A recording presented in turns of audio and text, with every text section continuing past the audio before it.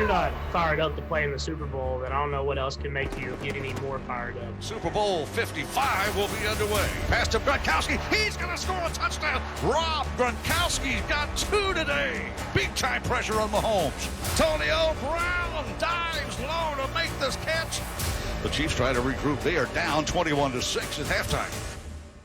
To the 20, 15, 10, 5. Touchdown, Tampa Bay. There's nothing the Chiefs can do. There will be no repeat. Bucks win the Super Bowl. Tom Brady, you are the man. You are the GOAT, the greatest of all time. Tom Brady quick to declare that his Bucs will be back trying to make a run at another Lombardi. But, guys, you know how it is. It's hard to keep a Super Bowl team back together. Obviously, a lot of free agents, but 2 of them I want to focus on. Huge names, Rob Gronkowski, Antonio Brown. Stephen A., who would you prioritize if you can't keep everybody? Believe it or not, it would be Antonio Brown, as crazy as that sounds. And the reason I feel that way is because I think that, number one, Gronk is your boy, and you can get him to alter his demands, whatever those demands may be. Number two, retirement is obviously a part of his plans because he had to get talked out of retirement. In the case of Antonio Brown, and you're talking about a guy highly motivated to resurrect his career and to get himself back in the upper echelon. And his skills are no problem whatsoever. The brother is a star. And we keep forgetting, and I think we've lost track, we've lost sight of how electrifying Antonio Brown can be. Chris Godwin is special. I got it. He's only 24 years of age, and obviously they're going to do what they can to prioritize him or Shaq Barrett. We get all of that. But when you look at Antonio Brown, who's approaching 32 years of age, if I remember correctly, in July, think about the 6 consecutive years of 1,000-plus yards receiving. Think about how electrifying it was. Think about what we mentioned him in the same breath as. We mentioned him as Julio Jones, DeAndre Hopkins, Odell Beckham Jr., and cats like that. Antonio Brown was a sensational receiver, and his knuckleheaded tendencies kept him out of the game of football, not injuries. So he didn't expose himself health-wise to a lot of damage over the last couple of years because he hadn't played that much because he was acting like a head case off the field. Now, obviously, that's never been a problem with him with Tom Brady, which is why Tom Brady insisted that the Tampa Bay Buccaneers bring him on board. When he needed a bonus, Tom Brady kept throwing him the football, threw him like 10 or 11 passes that game, Max, so he could get his bonus. I mean, if there's one guy that this guy would play for, and you're talking about having one guy for one more season, I'm certainly not saying him and nobody else because Gronk obviously is pivotal. Tom Brady's best friend on and off the field practically and all this other stuff. We get all of that. But Antonio Brown and what he's capable of doing on that football field. I mean, when Antonio Brown is balling, I mean, he's better than Mike Evans. He's better than Chris Godwin. He's better than those guys, at least at this particular point. I can't ignore that upside and what that could mean if he got a full season under his belt, Max. He comes in there not in the middle of the season and plays just 8 games, even though he ends up having the same amount of receptions, 45, as Rob Gronkowski did. Okay? I'm thinking about from day one you got Antonio Brown in there playing with Tom Brady. Lord have mercy. It could be special. I don't think it sounds crazy at all. In fact, I think on the surface, you would say absolutely Antonio Brown, because you're absolutely right. Even with all those great receivers on the team, if AB is right, it's not close. It's not close. And how about this? I don't care how good Godwin ever gets. He is unlikely to ever be close to as good as Antonio Brown at his best. And here's the scary thing. Who's to say AB is not his best anymore? Maybe he is. You just get back into football shape from the very beginning of the season, in practice, in sync with everybody, and maybe he's still in his prime, which is, by the way, comparable to the prime of anyone.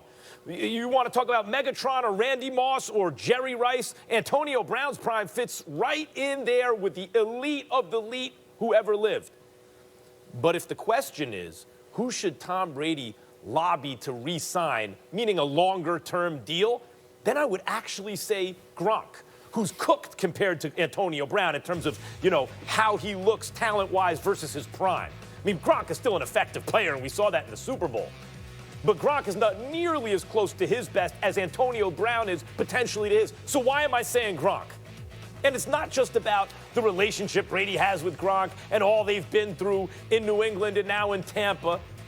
Stephen A., I don't think AB has shown that he can be trusted on a long-term deal.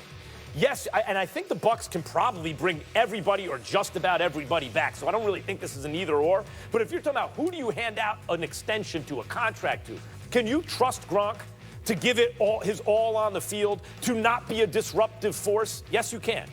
Yes, you can. He has a career where he shows you that. By the way, hasn't always been an angel on the field. He's had plays on the field where I go, that was a dirty play. He's partied and stuff off the field in a way that has drawn attention, right? But he hasn't really been a distraction to a team. Whereas AB, we've seen, I would keep AB, yes, but on one-year deals. You know, you bring him back so that he doesn't feel like he has the security where he doesn't have to work for it anymore. Because as we've seen with AB, Stephen A., he has a pattern throughout his career of blowing things up. He's in a really great situation with Brady. He's been fine so far in terms of that stuff, but I would not give him the security which could be enabling for his lesser impulses. I would keep it year to year with AB. Gronk, you can trust. Sign him up. Well, let me say this. Be careful about what you're saying here about AB. His work ethic has never been an issue, ever. I mean, he doesn't get comfortable. I'm saying he's not somebody that gets the money and gets comfortable and as a result doesn't work. They never said that about him. No, so let me be very clear. It's off the field I'm talking about. Okay, well, off the field, off season, obviously that's something to be concerned about. But if there's one person, think about it. What player do you know on the offensive side of the ball has ever had any issues playing with Tom Brady? I mean, obviously, Aaron Hernandez, I mean, we all know what that situation ultimately regressed into. We get that part. That's a special circumstance. But outside of that, what have we seen? Antonio Brown has been a model citizen playing with Tom Brady. He hasn't caused any trouble playing with Tom Brady. He caused trouble after he was departed and pushed out of New England. But while he was there, I mean, he was just trying to play ball. He comes to Tampa, plays ball. Tom Brady seems to have that kind of effect on people, and we can't ignore that. So, again, I don't disagree with your one-year stuff. I totally understand that. But it's not because I don't trust Antonio Brown with Tom Brady. It's because I don't expect Tom Brady to be playing football after next year. I think next year may very well be his last. Well, look, first of all, Antonio Brown's work ethic is legend. You know, that's why he's not the fastest or the most talented we've ever seen, or the biggest, obviously, but his work ethic is legend. It's why he is one of the very greatest who ever lived at his best. I would never question that. I'm talking about the off-the-field stuff, and as I recall, Stephen A., this is off the top of my head now, and so much stuff has happened since then, but on his way into New England, he was still texting women with whom there were ongoing allegations and problems, and texting them things that you would say, what kind of a judgment is this? Even if you think you're being set up in some way, like giving him the benefit of the doubt on the facts, right? Why would you text that? But then, given what was texted back and forth, who says you give him the benefit of the doubt, even, right? And that was going on while he was in New England. And it looked like his career was saved by that. Remember, he was sat down for the week, and it was speculation that he would be gone, and that's when he was doing that. I'm talking about when he's been on the field, he hasn't been any problem with Brady. Well, yeah, that's what I'm saying. Okay. But I'm saying, wait, with New England, there were still problems that got him booted. But okay, fine, I have to go back and refresh my memory about the timeline. My point is simply this. I'm not talking about on the field. I'm talking about off the field, locker room, all that stuff.